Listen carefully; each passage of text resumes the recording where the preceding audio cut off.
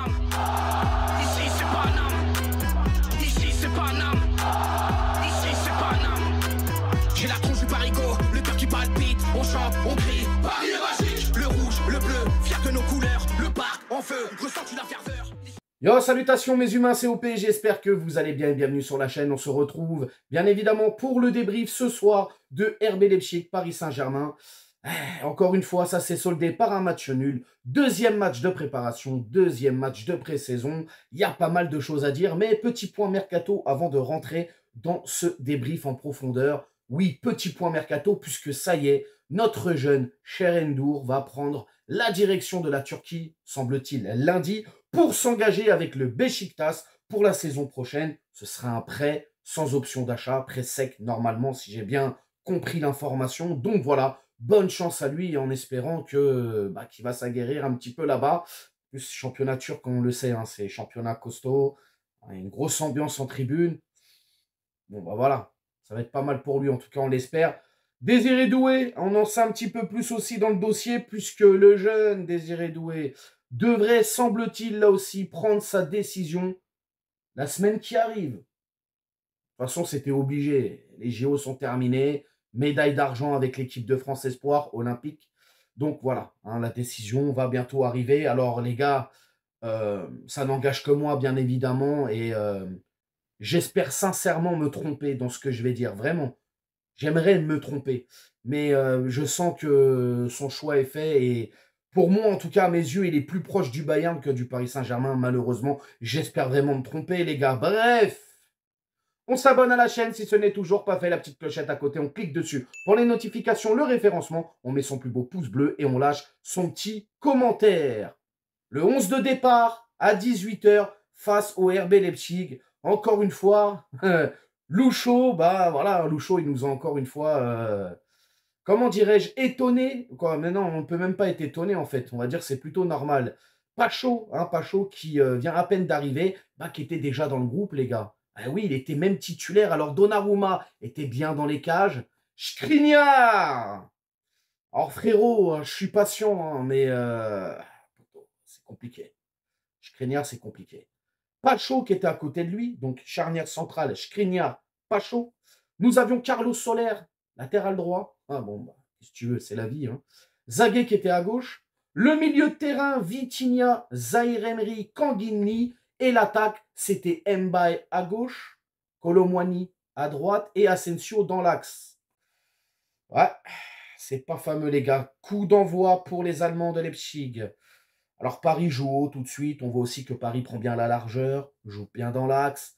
Paris a sevré de ballons cette équipe allemande. Les Allemands qui couraient. On était plutôt bien dans ces premières minutes de cette première mi-temps. Moi, j'ai bien aimé. On voyait aussi l'alternance entre Mbaye, Colomwani, Colo qui allait sur le côté ou Alain qui allait dans l'axe. Mbaye, pareil, qui venait dans l'axe, qui allait sur le côté et tout, etc. J'ai beaucoup aimé tout ça, tout ce que j'ai vu. Il y avait pas mal de choses. Mais même si Paris combine bien, même si Paris avait le ballon, la possession, etc., eh ben, on va se faire punir à la 13e minute, les gars. Oui, parce que Openda va ouvrir le score pour Leipzig. Voilà, encore une fois sur un coup de pied arrêté, frérot. Encore une fois sur un coup de pied arrêté. Ouais, c'est compliqué. C'est très compliqué. Va bien falloir qu'on nous explique comment on peut être mauvais dans les duels aériens avec un gardien qui fait 2 mètres, des beaux bébés en défense. Franchement, c'est catastrophique. Et ça date depuis la saison dernière. Et plus ça va, plus c'est crescendo et plus on est mauvais. On est mauvais dans cet exercice-là. C'est-à-dire coup de pied arrêté, coup franc pour l'adversaire, corner pour l'adversaire. Les mecs, ils arrivent à nous trouer. Ce n'est pas normal. Et encore une fois, Donnarumma, oui, ok, sur sa ligne, tout ça, il a des capacités incroyables. Il est très bon, il n'y a pas de problème. Mais frérot, il a peur de sauter, on dirait. Il est hésitant. Il n'y a aucun caractère dans ses interventions aériennes.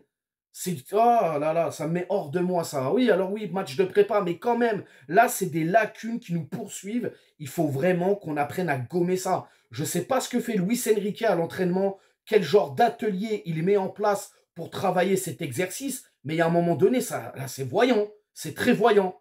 Donc moi, je suis désolé, les gars, mais... Ah ouais, non, ça va pas. Ça, faut le travailler. En tout cas, la satisfaction sur cette première période aussi, c'est le petit nouveau. William Pacho, les gars. Alors moi, je pensais qu'on disait Pacho, mais en fait, c'est Pacho.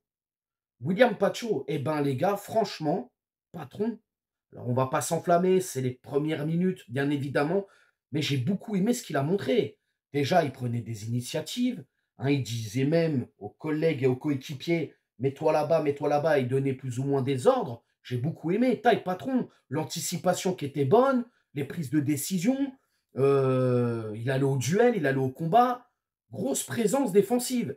William Pacho, c'est pas mal, les gars. Franchement, sur ce que j'ai vu, j'ai beaucoup aimé. Le milieu de terrain aussi parisien qui était brouillon. Hein, il n'y avait pas de relais entre la défense et le milieu. On avait l'impression que nos milieux de terrain étaient perdus, ne savaient pas trop leur rôle qu'ils avaient à jouer là-dedans. Donc voilà, en tout cas, Leipzig aussi a par moments confisqué la balle, a bien fait tourner, a fermé les espaces, etc. Donc on a été un petit peu en difficulté, même voire beaucoup en difficulté sur cette première période. Seconde période, un coup d'envoi pour le Paris Saint-Germain. Elle est un peu plus ennuyeuse cette seconde période, forcément, il va y avoir énormément de changements, donc les automatismes sont encore moindres. Hein. Ah, c'est compliqué. Alors, j'étais content de voir Ramos débuter cette seconde période. Leipzig qui tout de suite va aller nous presser, hein, et puis nous, ouais, bah, c'est brouillon. Elanash aussi, Elanash, tu le sens hein, dans cette défense qui est... le jeune, il n'est pas en confiance, et puis il met en difficulté ses coéquipiers. Paris courait aussi beaucoup après le ballon. On perdait aussi énormément le ballon. En tout cas, Leipzig était un peu plus maîtrisant sur cette seconde période dans son jeu. Forcément, à un moment donné, on est le Paris Saint-Germain. Il y a un sursaut d'orgueil. Et ça va venir de Mayoulou, hein, qui va faire cette passe à Ramos. Et là, Ramos, oh là là là là. 70e minute, incroyable. But d'avant-centre, but de numéro 9. But de pur avant-centre. Incroyable. Précis. Rapide d'exécution. J'ai beaucoup aimé. Beaucoup aimé. 2 touches de balle, tac, tac, tac. Petite frappe là. C'est fouetté limite. Égalisation de Ramos. Bravo Gonzalo. Vraiment, moi je compte sur lui pour la saison à venir. Sinon, voilà les gars. Deuxième période, on aurait pu, je pense, enfoncer le clou. Barcola aussi qui est rentré. Dembélé, beaucoup de gâchis, beaucoup de gâchis. Skriniar, les gars, je vais en parler, Skriniar, parce que... Alors oui, je suis patient, oui, je veux attendre, je veux voir, mais ouais, ça devient de plus en plus compliqué. Il ne faut pas faire semblant ou faire le faux mec qui va... Non, les gars, patience. Oui, on est patient, en tout cas, je le suis, il n'y a pas de problème. Mais c'est vrai que là, même sur les matchs de prépa, on voit quand même que... Ah, c'est limite. Et puis, il a agacé énormément... Luis Enrique sur ses prises de balles et tout, il défend trop en reculant. Ouais, ça devient compliqué pour Skriniar. Hein. De toute manière, hein, même s'il reste, hein, je pense qu'on ne va pas le voir beaucoup. Hein. Même en Coupe de France, il jouera quasiment pas. Ouais, compliqué. En tout cas, les gars, match nul. Est-ce que c'est inquiétant hein, avant d'aller en Normandie pour la première journée du championnat face au Havre? Moi, je ne suis pas plus inquiet que ça. On va encore travailler toute cette semaine. Après, voilà, là, il n'y avait pas d'enjeu, c'est un match de prépa, les joueurs ne sont pas à 100%, ne veulent pas non plus se claquer, ne veulent pas se blesser, c'est un petit peu normal.